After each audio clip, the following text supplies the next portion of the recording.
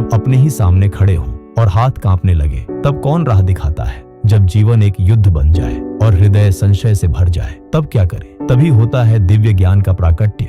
जैसा हुआ कुरुक्षेत्र की उस पावन भूमि पर, कुरुक्षेत्र की धूल भरी भूमि पर दोनों सेनाएं आमने सामने खड़ी थी। एक ओर पांडव, दूसरी ओर कौरव। बीच में खड़े थे अर्जुन, वीर परंतु आज भ्रमित। उनका हाथ गांडीव उठाने से हिचक रहा था। उनकी आंखें धुंधली थीं, रिश्तों के बोझ, मोह और ममता से भरी।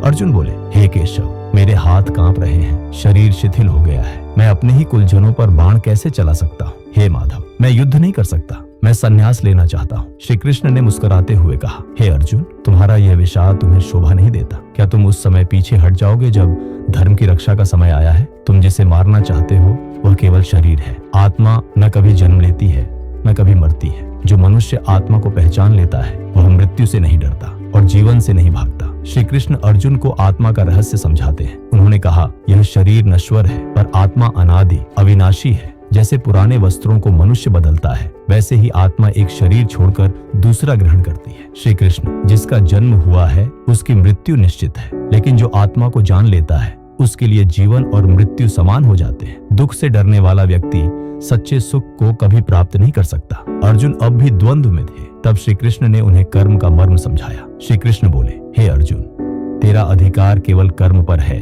फल पर नहीं।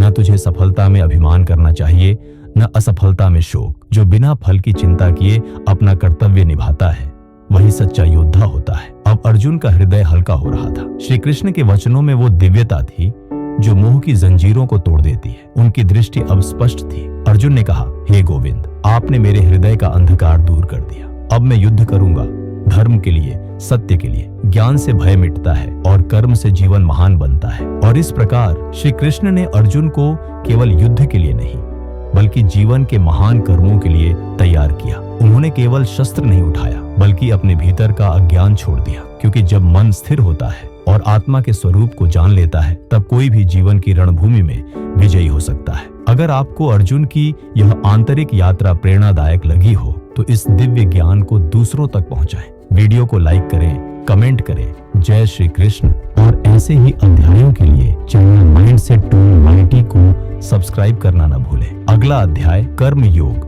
बहुत जल्द आ रहा है।